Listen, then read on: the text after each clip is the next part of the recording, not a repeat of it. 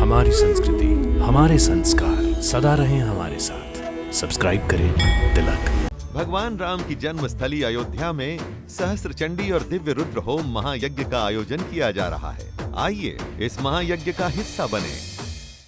भगवान, वेद और श्रुति के अनुसार सबसे बड़ा धर्म क्या है और सबसे बड़ा दुष्कर्म क्या है? सबसे बड़ा धर्म है अहिंसा, अहिंसा परमो धर्म। और सबसे बड़ा दुष्कर्म है पराई निंदा। गुरुवर, सबसे बड़ा दुख किसमें है और सबसे बड़ा सुख किसमें मिलता है? दरिद्रता ही सबसे बड़ा दुख है। सुख का अर्थ है जहां कोई अशांति ना रहे। सो सबसे बड़ा सुख संत मिलन में है।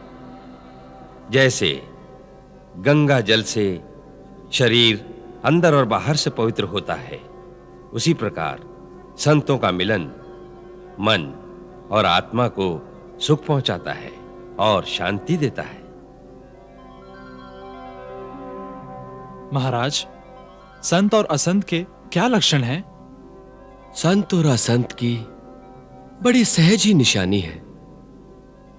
संत दूसरों की भलाई के लिए दुख सहते हैं और असंत दूसरों के विनाश के लिए दुख सहते हैं।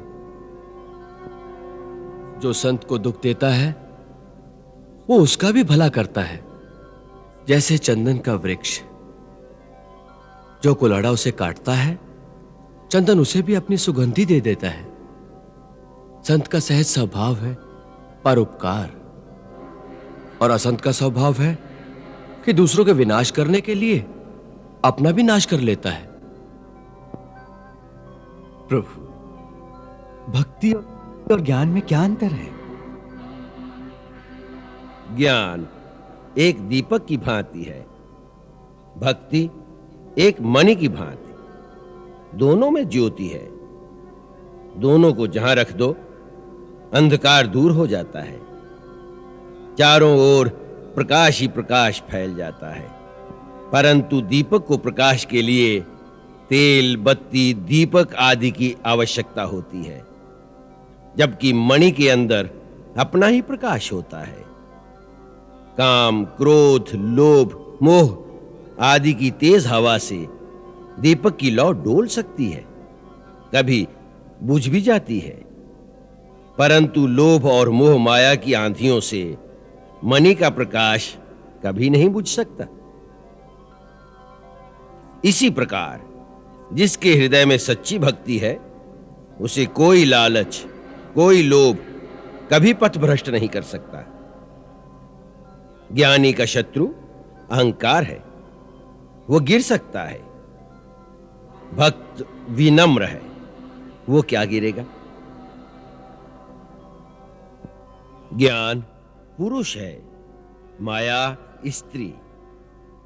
ज्ञान माया पर मोहित हो सकता है, तभी उसका पतन होता है। परंतु स्त्री स्त्री पर मोहित नहीं होती। इसीलिए भक्ति पर माया का कोई प्रभाव नहीं पड़ता। भगवान भक्त और ज्ञानी के साथ कैसा बर्ताव करते हैं? जैसे मां एक छोटे बालक और युवा पुत्र से करती है। छोटा बच्चा यदि आग या सांप को पकड़ने जाए तो मां तिलमिला उठती है, भागकर उसकी रक्षा करती है। परंतु जब पुत्र प्रौढ़ हो जाए, बड़ा हो जाए, तो वो समझता है कि वो स्वयं अपनी रक्षा कर सकता है। सो उसका उत्तरदायित्व मां पर नहीं रहता।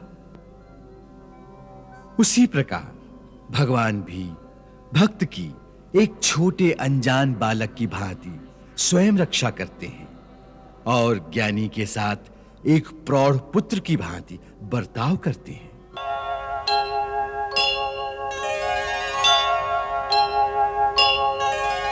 कछु ज्ञान की गंग बहाए रहे, कछु ज्ञान की गंग नहाए रहे। कछु ज्ञान पिपासु जिज्ञासु बने या गंग की थाह लगाए रहे।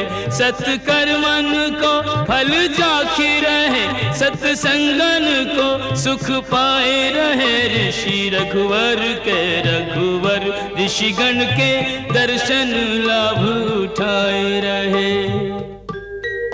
यूं ज्ञान और भक्ति के संगम पे बहुकाल सवै मिल स्नान कियो।